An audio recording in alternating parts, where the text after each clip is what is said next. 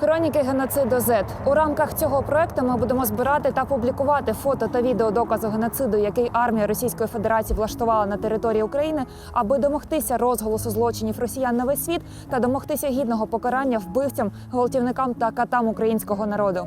За понад 2 місяці повномасштабної війни Харків став одним з найбільше постраждалих від російського визволення міст.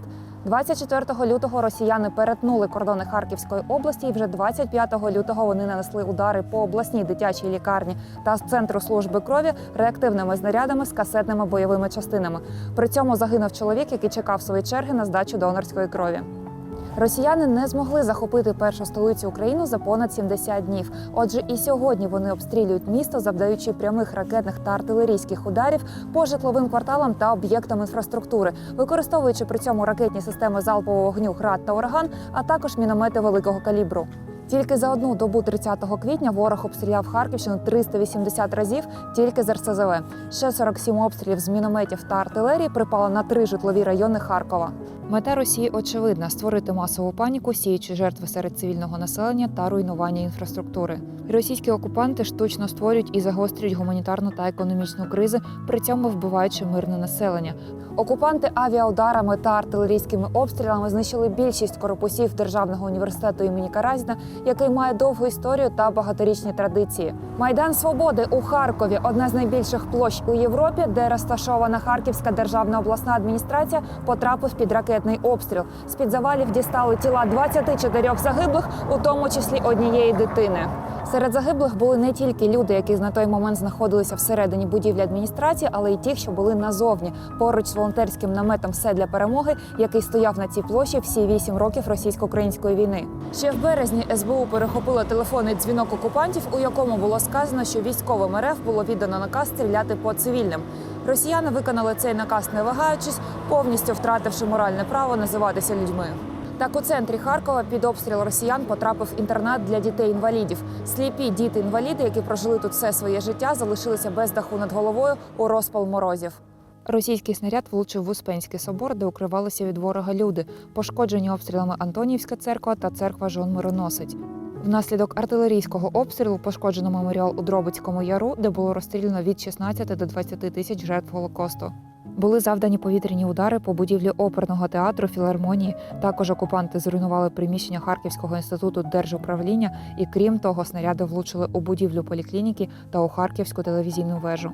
Російські війська обстріляли з градів територію Національного наукового центру Харківський фізико-технічний інститут, де розташована дослідна ядерна установка «Джерело нейтронів», в активну зону якої завантажено 37 паливних ядерних елементів.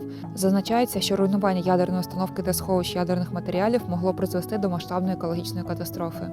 Інфраструктура Харкова та області постійно і цілеспрямовано знищується російськими окупаційними військами. Страждають житлові квартали, у яких немає жодних воєнних об'єктів, медичні установи, включно з пологовими будинками, дитсадки, школи, пункти розподілення гуманітарної допомоги, центральні вузли постачання електрики, газу та води, а також підрозділи рятувальних служб. Це жорстокі і, головне, цілеспрямовані атаки проти мирного населення. Були зафіксовані випадки повторних ударів по об'єктах, якщо їх не було зруйновано з першого разу. Окупанти обстріляли пункт нової пошти у Харкові, біля якого жителі міста отримували гуманітарну допомогу. Загинули 6 мирних жителів, ще 15 поранені. За словами саперів, це були ракети системи «Ураган» з касетними елементами, які несуть сотні уламків. За 50 днів повномасштабної війни Росії проти України у Харкові та області внаслідок дій російських окупантів загинуло більше, ніж 700 цивільних осіб. Росіяни вбили 26 дітей, найменшому з яких було 7 місяців. Ще 83 дитини зазнали травм та пошкоджень. Ці дані не є остаточними, бо наразі відсутня повна інформація про жертви серед цивільного населення із зони проведення бойових дій та окупованих територій. Внаслідок численних наземних та повітряних обстрілів армією Росії Харкова знищено 2000 об'єктів інфраструктури, з яких 1500 – це житлові будинки. Зруйновано 53 дитячі садки, 69 шкіл та 15 лікарень. Все це результат приходу руського міра. На звільнених від окупації територіях Харківщини фіксуються такі ж звірства росіян стосовно мирного населення, як у Бучі. Так, російські окупанти розстріляли людей, які пробиралися в місцевий екопарк, щоб раз на 3 дні годувати тварин. На Ізюмщині в кінці березня російські окупанти викрили відомого українського письменника Володимира Вакуленка, який тривалий час займався волонтерською діяльністю. Його сина-підлітка, який має інвалідність, забрали разом з ним. Їх місце перебування досі невідоме.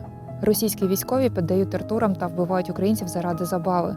У селі Гусарівка Ізюмського району загарбники катували місцевих жителів. Після тривалого знущання 3 людей спалили живцем. Крім цього, знайшли тіло фельдшера лікарні. Руки чоловіка були зв'язані за спиною, його також катували окупанти. В області тисячі боєприпасів залишаються нездетонованими після ворожого обстрілу, а окупанти, тікаючи, мінують все підряд – від своєї покинутої техніки до будинків, дитсадків і навіть дитячих іграшок. Після російських окупантів залишаються самі руїни. На звільнених від російських окупантів територіях області зруйновано 90% приватних будинків, всі школи та дитячі садки, відсутнє світло, газ і зруйновані інженерні комунікації. За свою мужність та стійкість у боротьбі з окупантом Харків отримав почесне звання міста-героя. Проте росіяни не припиняють спроби активного наступу на місто та його обстріли, що означає, що найтяжчі бої ще попереду. Війна продовжується. Маріуполь, Херсон та багато інших міст перебувають зараз під російською окупацією. І ми звертаємося до всього світу із закликом допомогти Україні у цій війні і провести деблокаду окупованих міст.